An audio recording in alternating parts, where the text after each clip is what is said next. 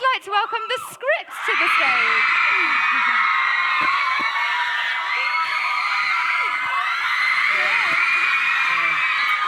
How are you? Hello. Hello. Put your name out there. I'll stay away from the mic.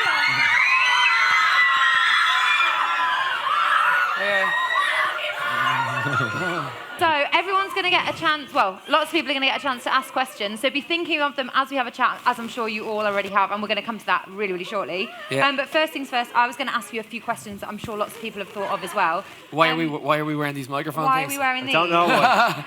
We're about to break into a routine later. You've got to stop making them do that. People probably know the story, but how did you individually start making music? Not necessarily as the Script, but just start off at the very beginning. We'll go through individually. I started off, I had a very musical family. I was the sixth child of 6 children. And they all kind of played piano, guitar, bass. They sang as well. So I had a very early education. I think, in Ireland as well, everyone kind of tends to, at the end of, they would come back from the pub and end up playing guitars. And I guess I was just always around kind of listening to that. I don't know.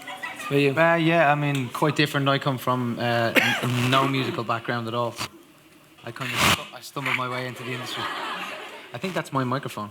Is it? Is that you? Is that your I beard? usually bring some mad noise with me everywhere There's I something go. going on, man. Bring the noise. I don't know what it is. Come in, Houston. They're enjoying it either way. Even your interference, they're screaming for that. So you weren't from traditional No, music. not at all. I think I just grew up through just being creative, painting and drawing and things like that, through art in that sense. And storytelling is what I really love, you know. And that's all part of it, really? Yeah. And what's your story? My dad was a singer, and he'd be playing records in the house and singing and stuff. And he used to, when we'd sit down for dinner, he'd tap his fingers on the table, and I used to copy him. And that kind of made me develop a basic sense of rhythm as a kid, you know. I used to follow that, and then I said I wanted a drum kit. I was 8 years old, and I got this drum kit, which I broke about 2 weeks later. And I continued tapping away, and he was like, if you're going to learn this, you're going to go and learn properly. And he made me go and get lessons, which is the best thing he ever did, because I learned how to read music and Imagine being learn his styles. parents.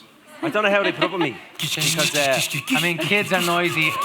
Kids are noisy in general. I got my first drum kit when I was 15, and I used to practice for 4 hours a day. I really did. And the wall that my bass drum was at, behind that was my mother's perfume thing, you know, her shelf unit with all the perfume and all.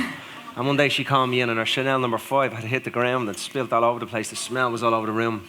But she didn't mind, and my folks were great, you know, they made me stay at the music, and even when I tried to get a normal job. They kicked you out. Yeah, I know. That would have been the end of it for me. Yeah. That would have been enough's enough. I was very lucky with my parents. They were very agreeable to what I was doing. Yeah, well. A lot of people will want to know this. What is an average day in the life of the Script like? It's always busy. I think the one thing that's always the same is it's busy, but it changes so much. Quite recently then, we kind of balanced doing The Voice with recording an album, and then that was a point for about 2 months, 2-3 months. Maybe it's my face, I don't know. Maybe that was a point. Was that? Yeah, I think it's fixed. That now. was quite a lot better. Oh, there you go. And it's a lot of effort to put in, but it's the gains absolutely equal the sacrifice. We ended up, really, really propelling the band from where we were to where we are now. But like a day, I suppose, goes from the TV studio into the actual recording studio, and then we might fly off. We did the world tour as well. So then it kind of changes from TV and studio then into a whole We're other. constantly moving. And you must do cool stuff like shoots, and you shoot your videos. It's non-stop photo shoots to interviews to video shoots. Hate them. I love that you say video and you get a whoop for that. I wish I had that power. The whoop was Danny flexing next to me. Oh, right. Yeah. See, I don't have that either. A question that we kind of touched on earlier on the Radio 1 show when we had a little chat was starting out in maybe a smaller town or starting out in a smaller scene within a town.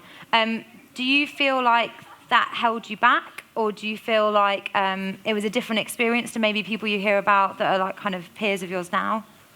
Well, I guess you learn your chops in it doesn't matter what town it's in, whether it's a small back road town or if it's in a major city. You kind of, you are who you are, and I think you live and you learn through your emotional relationships through those times. And that's always going to use, fuel for the fire for songwriting in particular. I think people who come from smaller towns as well, almost have that kind of Napoleon complex. They come from a smaller place, so therefore they have to try harder and harder. But I don't think there's any difference. I think once you find what you really, really want emotionally and from music, and if you're able to dig that out, that's gold no matter where you are. And that's why we said it's so important for you to put whatever you have up on YouTube, because that levels out the fact that someone comes from a big city and knows all these people. Because, you know, all the A&R men that are out there looking for acts right now are on the internet, and everyone's just sitting there and scrolling next on YouTube. Yeah, if you're good, so it doesn't matter where you're from, if it's from, you know, from Europe or America, or, you know, even from Derry or Dublin. It doesn't matter. Once you're up there, you're up there, you know. Use all those tools that are out there. Use every single one that's there, you know. I think there's loads of new ways for people to get discovered, for new acts, new bands to get discovered. It's just a matter of, like anything, it's just a matter of being really good at what you do, and that takes practice. And I think being in a small town, like Danny said, is great for that if you're trying to get your chops down and you want to practice. And then when you are ready for the opportunity when it comes around, then hopefully you're ready. And rehearsed and practiced and kind of not afraid to go for it. Yeah. And the reason why practice is so important is because when you get that opportunity, because it means so much to you, everything you've learned just goes out of your head. That's right. That you're like, okay, here's your chance to shine, and you've spent ages, and you want to stand in front of this particular guy and sing for him. And as soon as he goes, go, you go, and you forget the first words or something. Well, muscle memory takes over, and all those nights you spent practicing and no one was listening just kick in at that moment. Just do it. Fight or flight. Autopilot. I'm going to do something really risky now and ask anyone if they've got a question. If you have, hands up, and there's people running around. So let's go to one near the front first. How did you meet? Like, how did you meet each other? How did you meet each other? I don't even know these guys. Myself and Mark met when we were about 14 and 15. And then Glenn, you met, when was it, 2005? 2004, I met Mark in town. He was in there selling something on Grand Street. I actually met Glenn through some friends of ours playing guitar with him, and I actually thought he was a guitarist for ages, and we jammed out. I didn't realise he could play drums until he came to Los Angeles, and he told me he could play drums, so I figured I'd challenge him and threw him in the deep end. One of the drummer from 9 Inch Nails was off his kit, and I told Glenn to go on and go for it, and expecting him to fall off it and be terrible, and he was actually... Like all good friends do, set people up to fail. I knew I was being set up when I walked in, and he was like, there's a kit over there, come on, have a go there, play the kit. So he did really well. He did really well, it was great. That's and how a we friendship blossomed. And there you go, yes. And we weren't trying to be a band. This is the thing a lot of people don't know. We were actually just mates jamming out. And then it's the demo that we made that Mark brought to the label that basically went, you guys are a great band. How long are you guys a band? And Mark, of course, loved it and went, we're together about 6 months. And then he rang me back in Dublin and he said, you're not going to believe this, they think we're a band. And he says, what are you doing? Do you want to be in a band? I says, well, let's give it a go. And that was it. I love that. You're not going to believe it. They think we're a band because I kind of told them we were. Yeah, kind of lied. It's true. That's the truth. We've got a question in the middle, Yeah, hiya. Hiya. I think you are absolutely incredible, like, for the lyrics of your songs. Thank you. I would just assume that the song "If You Could See Me Now" was the most intense to write. But apart from that, what song was the most intense for you to write? Which song was the most intense to write? I think before we knew what the script was, I think we were kind of searching for a sound, and I think when Break Even came along, that song in particular, dealing with what it dealt with at that time, it was the first time we ever dealt with heartbreak and stuff in a song. You know, we did Man I Can't Be Moved, I guess, was just more of a story, but Break Even was, I guess, a milestone for us. It was our first time we really put ourselves down on a page and said, right, well, this is actually how a man feels in a breakup. And also, who cares? You know what I mean? You put yourself out there to just say, look, well, this is the way I feel. And slowly but surely, everybody else was like, I feel the same, I feel the same, I feel the same. And hands went up all around the world. You know, it was an incredible moment for us. I think probably that one. But in doing so, made it a lot easier for us then to be able to open up and kind of pave the way for songs like If You Could See Me Now, and etc., you know. We've got another question at the back. Thank you. Everyone's asking pure serious questions. What's the most embarrassing thing that's ever happened to any of you on tour or on stage? I think that's a necessary question. Most embarrassing moment. We all have different ones. I'll go first, right? Go ahead. We were on... oh, yeah. This is a bit of a posh problem. So we're supporting Paul McCartney in Shane Stadium. And basically a part of our intro used to be, it was before the worst, but Glenn would come out and start hacking on the drums and does a brilliant solo, and then Glenn or Mark comes in on the guitar, and then the kind of spotlights come down and goes like that on the piano, and I step up to the piano and I'm supposed to come in and play the start before the worst. Well, I didn't know, but one of my techs had come over, taken the microphone off, and changed the piano sound to a drum sound on the keyboard. So I came out in front of 80,000 people, was like, clunk, clunk, clunk, clunk, Bongos. bongos, clunk, clunk, clunk, clunk. I was like, what? It was like Time slowed down. To us, it feels like the whole song, though. You know, it was probably on the intro, but to us, like the whole song is ruined. I actually have that on video because I have one of the guys video our intro, so I have it somewhere buried. Not just in front of Paul McCartney, but in front of thousands of people. And Paul McCartney. And Paul McCartney. Yeah. That's helpful. It was Danny's bongo solo. It's classic. You can see it on YouTube. It's hilarious. So, Mark, what's yours? I get loads because I run around a lot. I always fall, you know. I think everyone has seen me fall. But one was on the same show that Danny decided to do a bongo solo on.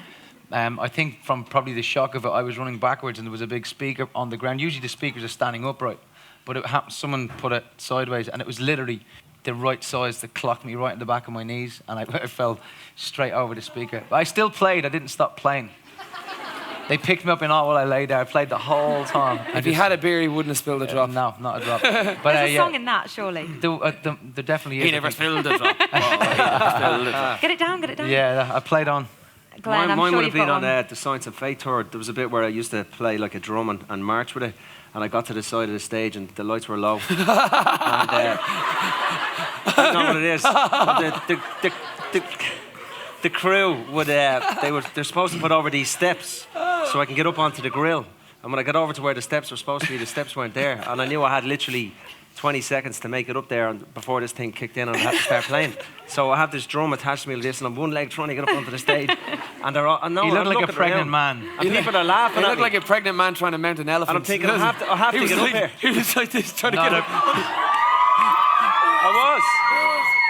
Not a pretty sight. And thank God they actually finally copped onto me and a few of the lads ran over and just all these hands come under me and I just was literally up onto the stage, but it was quite embarrassing. That's a really dignified moment. Yeah. You've I actually had the picked- backside view. It was hilarious. Yeah. Do we have one down this side, please? The Man Who Can't Be Moved was the first song I heard you sing, and would you sing a couple lines here, please? Going back to the corner where I first saw you. Can't be my sleeping bag. I'm not gonna move. Got some words on cardboard. Got your picture in my hand saying, if you see this girl, can you tell her where I am?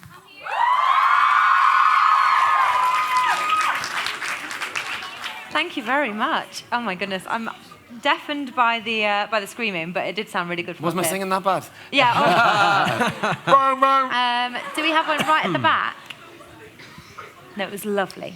Hi, I'm Jilly, massive fan, by the way. Hey, Jilly. You mentioned earlier that you're really into supporting new artists, Yeah. and as such, I have a press pack, and I'm actually playing here tonight. Brilliant. Great. And I would love if you could take it. We'd love it.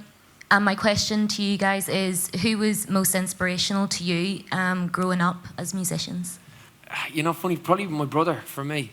My brother was in a band, and actually both my brothers were, but one of them was more creative in getting things done. If they didn't have clothes, he'd go in and he'd try and wind up the guy behind. He's like, oh yeah, we're going to be on the Late Late Show, and they were never on the Late Late Show until way after. But he used to kind of borrow clothes off that. He was a little wheeler and dealer.